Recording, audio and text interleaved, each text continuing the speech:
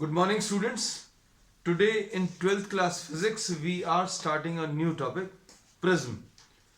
Prism बच्चों एक refracting medium है. Once again, since we are studying about refraction, तो ये भी एक refracting medium है, which is bound by two non-parallel refracting surfaces. है ना? अभी तक हम लोगों ने जो पढ़ा था, we had studied about parallel refracting surfaces. ऐसा कुछ पढ़ा था. इसमें रिफ्रैक्शन एक यहां पर हो रहा है, एक रिफ्रैक्शन यहां पर हो रहा है. लाइट यहां पर एंटर कर रही है, दूसरे सरफेस से बाहर निकल रही है. This is the first surface और ये सेकंड सरफेस है. अब इसमें इसको अभी हम लोग क्या बोलते थे, this was termed as glass slab. फिर उसके बाद कर्व्ड रिफ्रैक्टिंग सरफेस लिया था. इसमें लेंस में हम लोगों ने पढ़ा था, this is the first refracting surface. पहला रिफ्रैक्शन यहां पर हो रहा है, दूसरा रिफ्रैक्शन यहां पर होगा. Light will be entering from one surface and will be leaving the other surface. अब प्रिज्म में क्या होगा, प्रिज्म में भी दो रिफ्रैक्टिंग सरफेसेस हैं और दोनों नॉन पैरेलल हैं. तो अब हम लोग अगर डेफिनेशन इसकी बताएं तो prism is a refracting medium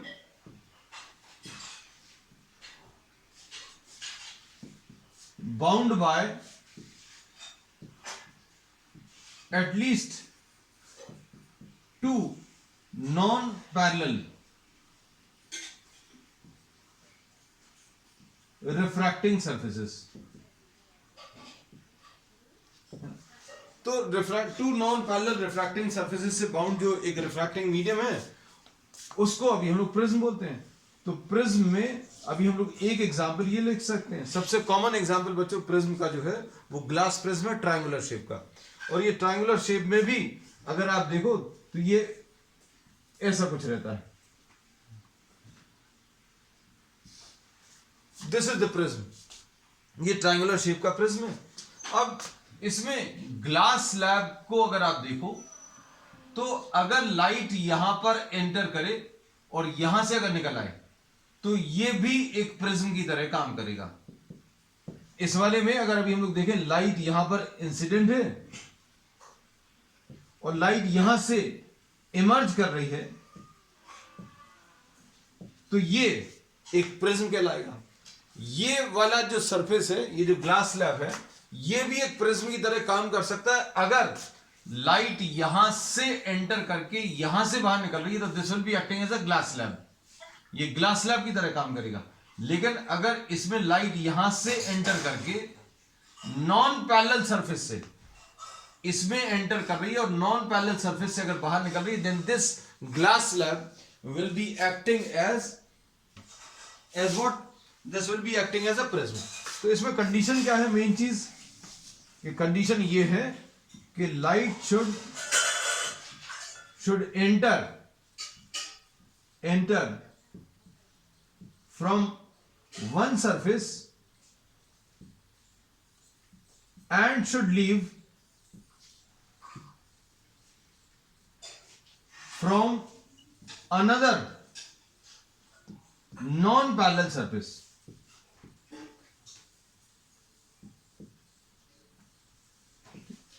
और बेसिकली अभी हम लोग जो पढ़ने वाले हैं वो ट्रायंगुलर प्रिज्म पढ़ने वाले हैं. अब लाइट जिस सरफेस से एंटर करती है, ये ट्रायंगुलर शेप का प्रिज्म है, लाइट जिस सरफेस से एंटर कर रही है और जिससे बाहर निकल रही है, इन दोनों के बीच में जो एंगल है इसको अभी हम लोग एंगल ऑफ प्रिज्म बोलते हैं. This will be termed as what, the angle of the prism. अब इसमें ध्यान से देखना, अगर लाइट यहां से एंटर करके यहां से बाहर निकल रही है, light enters at this surface and leaves from this surface, then the angle between these two surfaces will be termed as the angle of prism. Light यहां से एंटर करके अगर यहां से बाहर निकल रही है तो इसमें भी हम लोग बोलेंगे this will be the angle of prism. Angle of prism समझ में आना चाहिए. एंगल ऑफ प्रिज्म क्या है. अब इसमें प्रिज्म जो है बच्चों बहुत सारे शेप के हो सकते हैं. हमने बोला कि ग्लास स्लैब भी प्रिज्म की तरह काम कर सकता है. अगर आपको कोई हेक्सागोनल शेप का ग्लास ऐसा कुछ दिया हुआ है, तो क्या इसको भी प्रिज्म बोल सकते हैं? तो इसको बोल सकते हैं। अगर लाइट यहां से एंटर करे, यहां से बाहर निकल जाए, तो अभी हम लोग बोलेंगे this will be termed as what? A prism. ये प्रिज्म की तरह काम करेगा। मेन चीज ये है कि इसके जो दो रिफ्रैक्टिंग सर्फेसेस हैं, पहला रिफ्रैक्शन यहां पर हो रहा है, दूसरा रिफ्रैक्शन ये आ रहा है, और दोनों नॉन पैरेलल रहने चाहिए, है ना? तो प्रिज्म अभी हम लोगों ने समझ लिया क्या है। Prism is what? A transparent refracting medium which is bound by at least two non-parallel surfaces। अब इसमें ऐसा भी हो सकता है बच्चों, यहां से एंटर करके यहां कहीं पर अंदर रिफ्लेक्ट हो गई, यहां कहीं से बाहर निकल जाए, है ना? तो किसी भी तरीके से अगर लाइट एक सरफेस से निकलकर दूसरे सरफेस से अगर बाहर निकल रही है, तो अभी हम लोग बोलेंगे this will be acting as what? A prism. अगर यहां से अंदर जाकर यहां से बाहर निकल रही है, तो भी अभी हम लोग बोल सकते हैं कि ये एक प्रिज्म की तरह काम कर रहा है। अब एंगल ऑफ प्रिज्म समझ लिया अभी हम लोगों ने। फिर अब हम लोग लेने वाले हैं a topic related to refraction through a prism. ये बच्चों एक ट्रायंगुलर प्रिज्म है। डायग्राम थोड़ा बड़ा सा बना रहे हैं। इसमें लाइट यहां पर एंटर करेगी, सो this is the first refracting surface. ये वाला जो है ये सेकंड रिफ्रैक्टिंग सरफेस है। इसका मतलब क्या है? लाइट यहां पर एंटर करेगी, यहां से बाहर निकलेगी। तो ये अभी हम लोग कोशिश करेंगे वैसे ही डायग्राम ड्रॉ करने का। इन दोनों के बीच में जो एंगल है, this is the angle of the prism. A is the angle of the prism.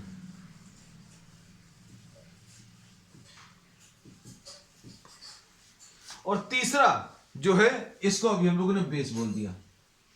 So this is the first surface, this is the second surface, and this is the base of the prism.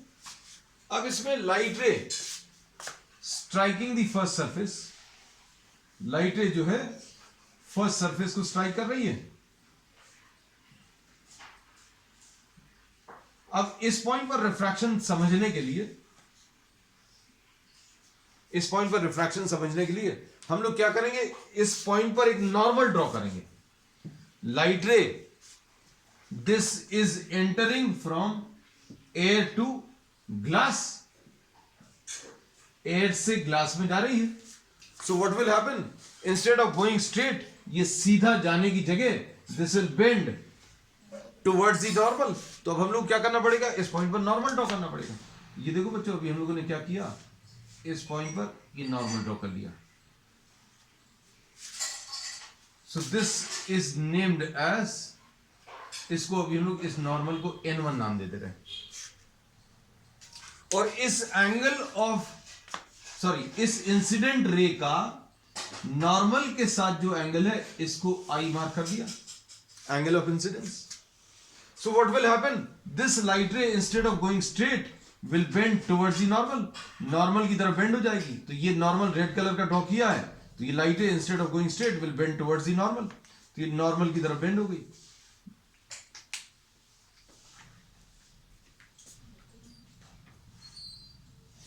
अब इसके बाद इस point पर फिर से एक refraction होगा। अब इस पॉइंट पर रिफ्रैक्शन समझने के पहले हम लोग क्या करेंगे? ये जो रिफ्रैक्टेड रे है, इसका नॉर्मल के साथ जो एंगल है, इसको मार्क कर लेते हैं। Suppose this angle is R1, ये R1 एंगल मार्क कर दिया।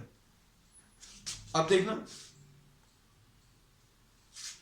अब इस पॉइंट पर एक और रिफ्रैक्शन हुआ। Suppose we are naming this point as P and we are naming this point as Q, इसको Q नाम दे दिया।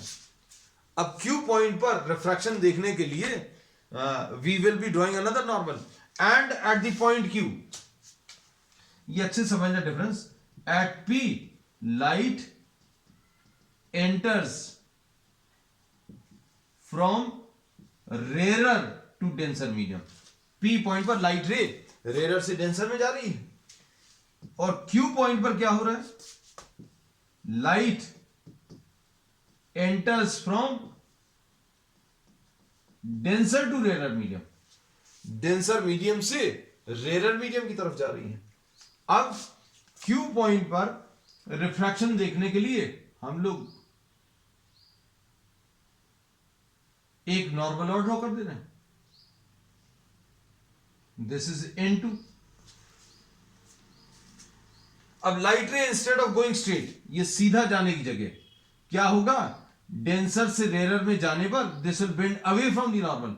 ये सीधी जा रही थी, सीधी जाने की जगह this will bend away from the normal. तो बच्चों ये नॉर्मल से दूर बेंड हो गई। तो अब क्या कह सकते हैं इसके बारे में, ये सब कुछ अभी हम रब कर दे रहे हैं।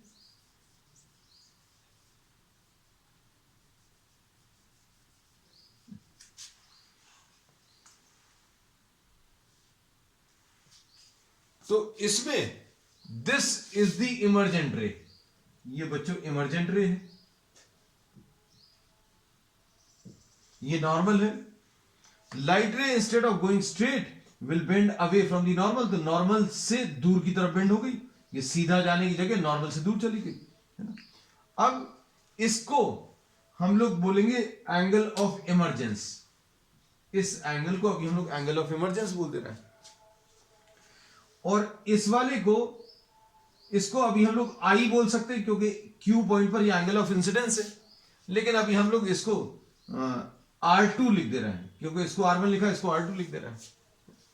So this is how refraction takes place. मतलब लाइट रे इधर AC एंटर करी और AC बाहर निकल गई। तो इसने क्या किया है, इस प्रिज्म ने ये जो लाइट रे AC जा रही थी उसको ऐसा फाइनली बेंड कर दिया।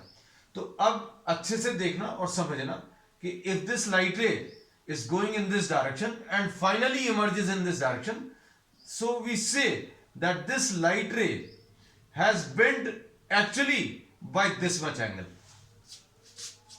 ये लाइट रे जो है सीधा जाने की जगह अपने इस डायरेक्शन से कोई चीज ऐसी ट्रैवल कर रही है, कोई व्हीकल ऐसा ट्रैवल कर रहा, आप ऐसा ट्रैवल कर रहे हो और फाइनली आप ऐसा चलते हुए देखे, तो क्या हुआ, ऐसे की जगह आप ऐसे चले गए तो आप इतना डेविएट हो गए, और ये जितना आप अपने रास्ते से अलग हो गए इसको एंगल ऑफ डेविएशन बोलते हैं। तो एंगल ऑफ डेविएशन क्या है, angle of deviation it is the angle by which the emergent रे is bent from the initial direction. अब ये कैसे बताएंगे, तो इसके लिए भी हम लोग क्या करने वाले हैं देखना। हम लोगों ने इस इंसिडेंट लाइट रे को आगे की तरफ बढ़ा दिया कि भाई ये ऐसा जा रहा था,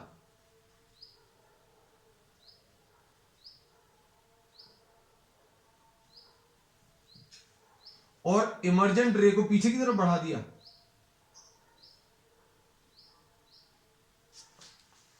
इमर्जेंट रे को पीछे की तरफ बढ़ा दिया, इंसिडेंट लाइट रे को आगे की तरफ बढ़ा दिया, और इन दोनों के बीच में जो एंगल है, इस एंगल को अभी हम लोग एंगल ऑफ डेविएशन, ये अभी हमने अलग से भी बना के दिखाया है।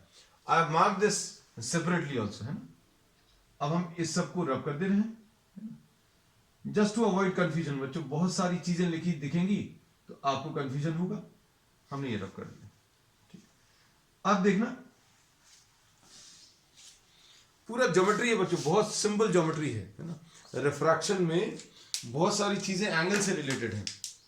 तो अब हम लोगों को यह पता चला कि लाइट रे P पॉइंट पर रेरर से डेंसर में जा रही है, रेरर मीडियम से डेंसर मीडियम में, और रिफ्रैक्शन देखने के लिए नॉर्मल ड्रॉ किया, and light ray instead of going straight bends towards the normal. ये रेड कलर की नॉर्मल है, इसकी तरफ बेंड हो गई।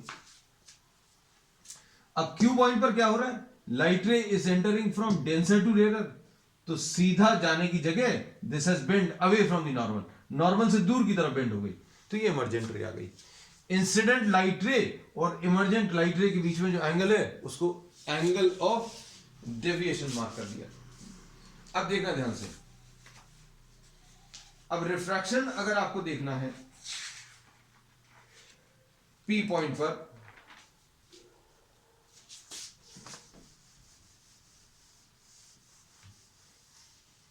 Now just try to understand कि क्या क्या कैलकुलेशंस किए जा सकते हैं इसमें फॉर रिफ्रैक्शन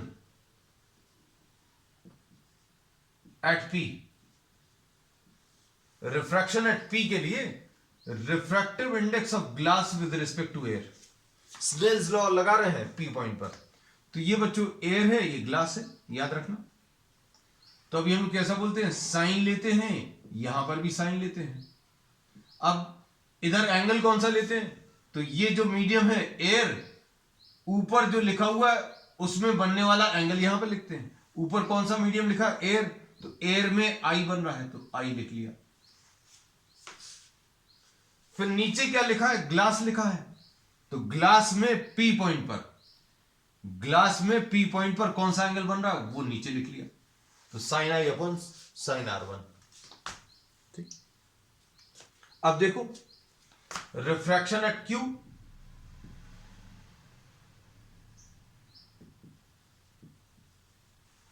क्यू पॉइंट पर रिफ्रैक्शन के लिए कैसा लिखेंगे बच्चों, ये ग्लास है, ये एयर है, तो फिर से वैसे ही लिखने वाले हैं।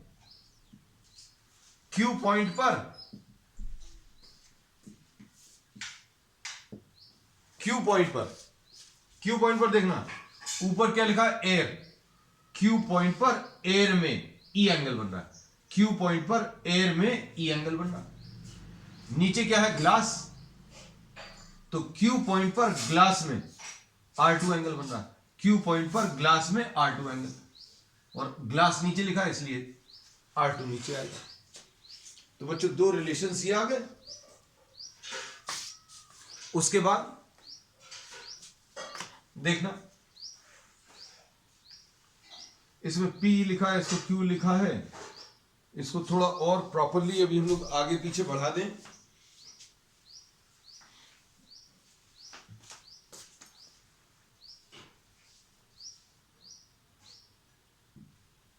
इसको अभी हम लोग R लिख दे रहे हैं, इसको S लिख दे रहे हैं, PQRS। इसमें ये एंगल I है, तो ये पूरा एंगल देखना, ये वाली लाइन और दूसरी लाइन कौन सी वाली है, ये वाली, इन दोनों के बीच में एंगल, ये रेड वाली और ये ब्लैक वाली, इन दोनों के बीच में एंगल आई है, तो वर्टिकली ऑपोजिट एंगल्स देखने चाहिए। देखो वर्टिकली ऑपोजिट एंगल्स, ये आई है, तो ये पूरा एंगल बच्चों कितना आ जाएगा, आई आ जाएगा, ये पूरा एंगल आई आ जाएगा, ये रेड कलर का मार्क किया। अब अगर ये पूरा एंगल आई है, इसमें से R1 माइनस कर दिया, तो ये कितना बचेगा, I माइनस R1। ये बहुत इंपॉर्टेंट है। अगर ये लाइन को देखें और ये वाली लाइन को देखें, तो इनके बीच में एंगल आई है, तो अब देखना वर्टिकली ऑपोजिट एंगल्स, ये अगर आई है तो ये वाला एंगल भी पूरा आई आ जाएगा। और इसमें अगर इस I में से ये R1 माइनस कर दो तो ये I माइनस R1 आ जाएगा। अब देखना इसमें ये एंगल E है, तो ये पूरा एंगल E आएगा। अब इस E में से आपने R2 अगर अलग कर दिया तो ये कितना बचेगा, ये भी अभी हम लोग मार्क कर दे रहे हैं, यह आ जाएगा E माइनस R2। E में से आपने R2 अलग कर दिया तो E माइनस R2 आ जाएगा। देखो ये ऐसा कुछ है बच्चों, ये है लाइन नॉर्मल, ये वाली लाइन कौन सी है, सॉरी इसको ब्लैक कलर से ही ड्रॉ कर दे रहे हैं ताकि आपको बिल्कुल वैसे ही फील आए।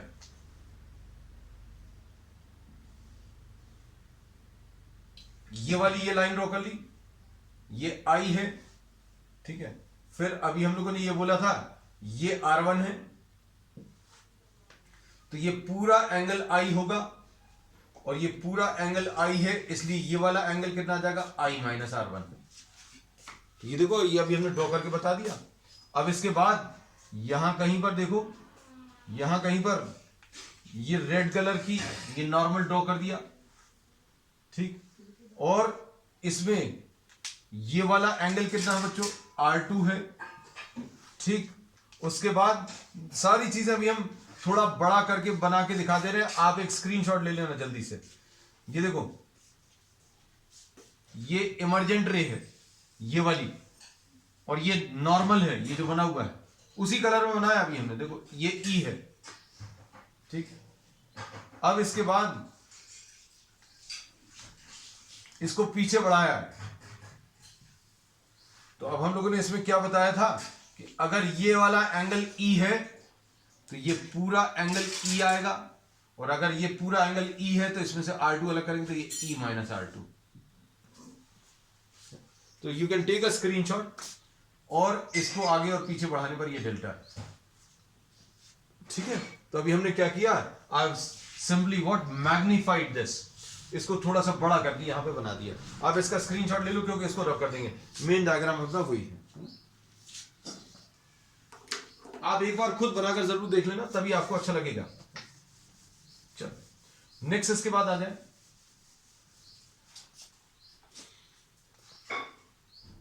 इसको भी हम लोग एम नाम दे दे रहे हैं। अब ट्राइंगल पी एम क्यू, अगर आप देखो triangle P M Q, triangle P M Q में दिख रहा है ये वाला ट्राइंगल पी एम क्यू?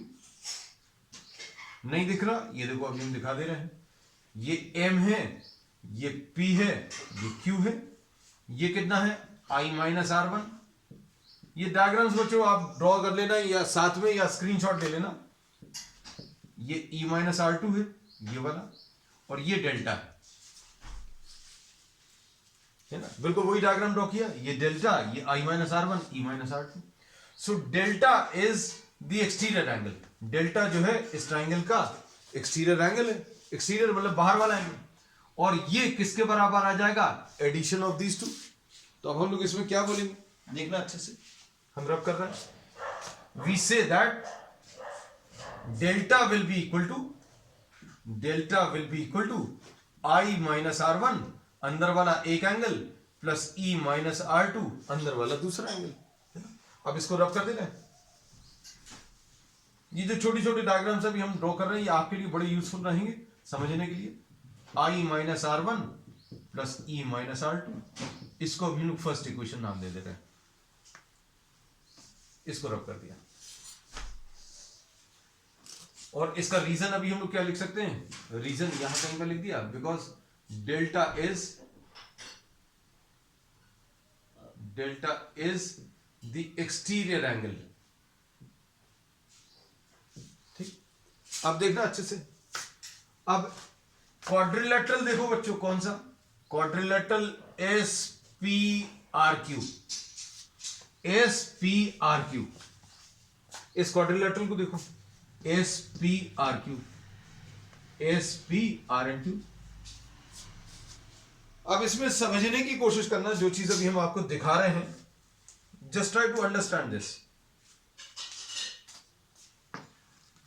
इसमें दो एंगल्स तो आपको बिल्कुल परफेक्टली मालूम है, कौन से वाले। अब चूंकि ये ब्लैक कलर की लाइन और रेड कलर की लाइन को आप देखना, सिर्फ ये इसको देखना। हम इसका भी एक अलग डायग्राम ड्रॉ कर दे रहे हैं, चलो आपको अच्छा लगेगा।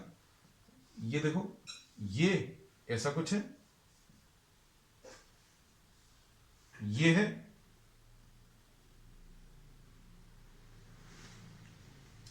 कलर भी वही ले लें क्या, चलो कलर भी वही ले लेते हैं।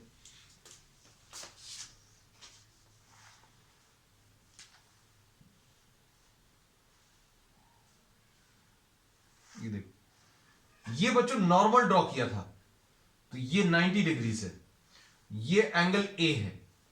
अब ये वाला एंगल जरूर अब हम लोगों को निकालना है, कौन सा वाला, आर एंगल। तो ये आर एंगल अभी आप निकाल सकते हो, कैसे निकाल सकते हो, ये भी अभी हम दिखा दे रहे हैं। ये R1 है, ये R2 है, तो हम लोग क्या बोलेंगे, किसमें, ट्राइंगल PQR में, ट्राइंगल PQR में, PQ एंड R में R1 plus R2 plus R, ये R1 plus R2 plus R, ये इन तीनों का एडिशन कितना आ जाएगा, 180 डिग्रीज। तो इससे कैपिटल आर की वैल्यू क्या मिलेगी, ये याद रखना, 180 माइनस R1 प्लस R2। ठीक, अब देखो इसमें ये S है, ये P है, ये R है, ये Q है।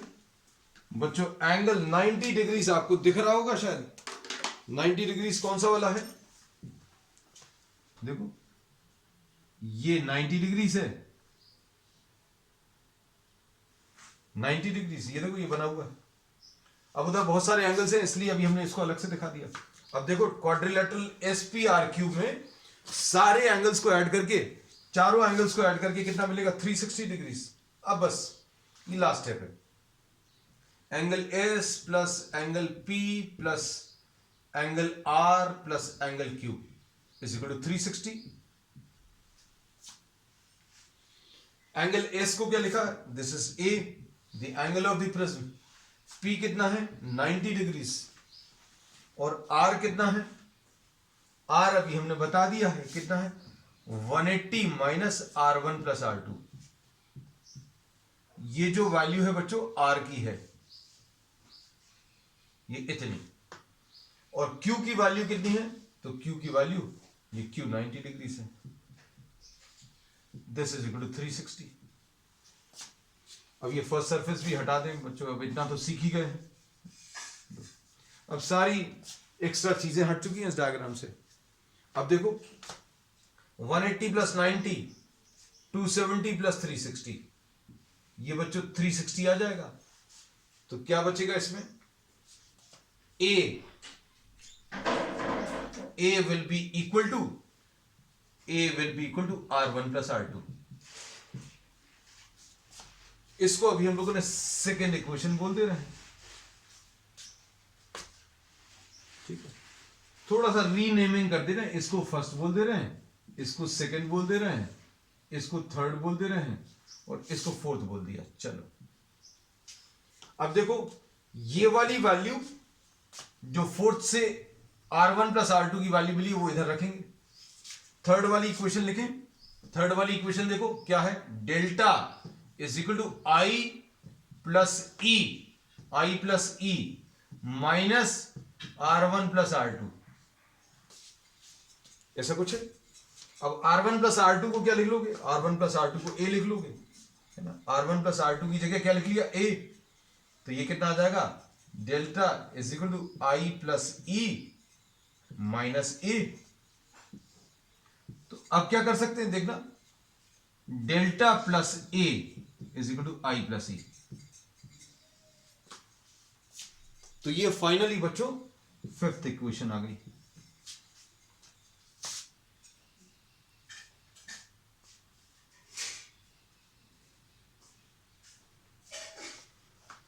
अब समझना सारी चीजों को अच्छे से, कौन कौन सी इक्वेशंस बनी हैं।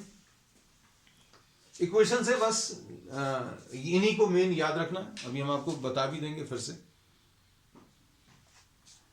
देखो इसमें P पॉइंट पर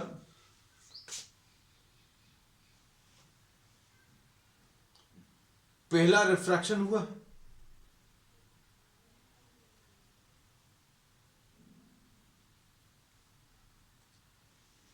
P पॉइंट पर पहला रिफ्रैक्शन, और इस पर रिफ्रैक्टिव इंडेक्स ऑफ ग्लास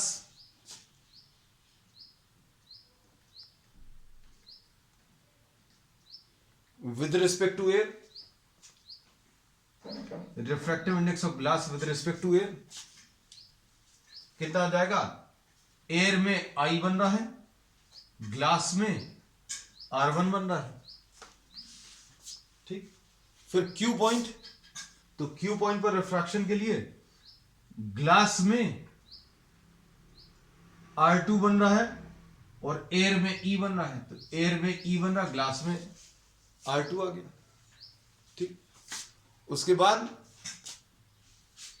फिर अभी हम लोगों ने क्या किया बच्चों, देखो इस वाले ट्रायंगल में delta is the exterior angle, delta जो है एक्सटीरियर एंगल आएगा, और ये किसके बराबर आएगा, I minus R1 plus E minus R2, I minus R1 plus E minus R2। अब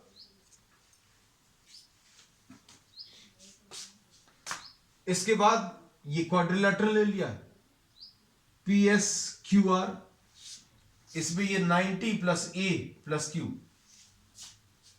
90 प्लस ए प्लस क्यू, और आर, इस आर की वैल्यू अभी हम लोगों ने इस ट्राइंगल से निकाली, कैसे, R1 plus R2 plus R is equal to 180, तो कैपिटल R की value 180 minus R1 plus R2। अब क्या करेंगे, A की वैल्यू R1 प्लस R2 जो है इसमें सब्स्टिट्यूट करेंगे, और कैसे सब्स्टिट्यूट किया, I प्लस ई है, माइनस साइन कॉमन ले लेंगे, R1 प्लस R2, तो I प्लस ई और R1 प्लस R2 को A लिख लिया, तो I plus E is equal to A plus delta. तो इक्वेशंस क्या क्या आ गई हैं वो देखना आप अच्छे से, equations which you get finally, हम सारी जो फाइनल इक्वेशंस हैं उनको सम अप कर ले रहे हैं। तो किसी भी प्रिज्म के प्रॉब्लम को सॉल्व करने के लिए दो इक्वेशंस तो ये वाली चाहिए, और a is equal to R1 plus R2 चाहिए, फिर तीसरी I plus E is equal to A plus delta. So these are the four equations with the help of which you can solve any type of problem related to prism. अब सुनना, इसमें prism का problem कैसे solve होगा।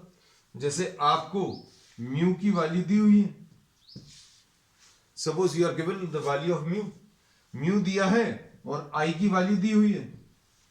Mu और आई अगर दिया है तो क्या कर सकते हैं, from the first equation, first equation ध्यान से सुनना, फर्स्ट इक्वेशन से आप किसकी वैल्यू निकाल सकते हो, ये फाइंड कर सकते हैं। You can find out what R1 using the first equation, ये पहली स्टेप है ना। फिर ए एंगल ऑफ प्रिज्म, ये या तो नोन रहता है या मेजर कर सकते हैं। भाई आपको एक ट्रायंगुलर प्रिज्म दिया तो ए मेजर कर सकते हो, आपको ए अगर मेजर करना तो ये वाला एंगल मेजर करना, तो ये जनरली नोन रहता है। So we say that mu is given, ऐसा लिख देना, क्वेश्चन मार्क नहीं लगा रहे, आई इज गिवन है ना, एंड ए इज गिवन। अब क्या करोगे, फर्स्ट इक्वेशन से आपने क्या किया, इसमें R1 की वैल्यू निकाल ली। अब R1 की वैल्यू निकालने के बाद A is equal to R1 plus R2, इस इक्वेशन का यूज करो। A मालूम है, दिस इज नोन, ठीक है, और R1 ये फर्स्ट स्टेप से आ गया, we have calculated this, R1 यहां पर कैलकुलेट कर लिया, तो इससे क्या मिल जाएगा, R2 मिल जाएगा। अब R2 अगर आपने निकाल लिया तो अब क्या होगा, थर्ड इक्वेशन देखो, A is equal to R1 plus R2, ये आपको नोन है, ये वाली वैल्यू नोन है, और R2 आपने कैलकुलेट कर लिया है ना। तो अब इससे क्या निकाल सकते हो आप, सॉरी आप इसमें R1, इस इक्वेशन का यूज नहीं, आई एम सॉरी, इसमें R1 और R2 आ गया। अब इसके बाद third equation, sorry second equation का यूज करके refractive index of glass with respect to air, sine E upon sine R2, ये यूज करना। R2 आपको पता है, R2 अभी आपने निकाल लिया, ये R2 यहां से ले लोगे, और ये नोन है ना, तो क्या निकाल सकते हो, इससे E निकाल सकते हो। देखो सब कुछ निकाल सकते हैं।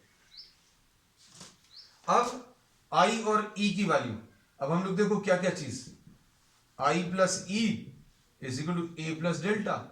अब देखो इसमें I नोन है, A भी नोन है, और E आपने ये निकाल लिया है, तो अब आप क्या निकाल सकते हो, डेल्टा निकाल सकते हो। So all the values related to prism can be calculated using these four equations, है ना। तो बच्चों अब आज के लिए इतना ही प्रिज्म में, है ना। अब नेक्स्ट टर्न पर अभी हम लोग पढ़ेंगे variation of I and delta, और इस पर बेस्ड आपको एक एक्सपेरिमेंट भी है 12th क्लास में सिलेबस में, और उससे रिलेटेड भी कुछ कॉन्सेप्ट्स अभी हम लोग डिस्कस करेंगे। That's all for today.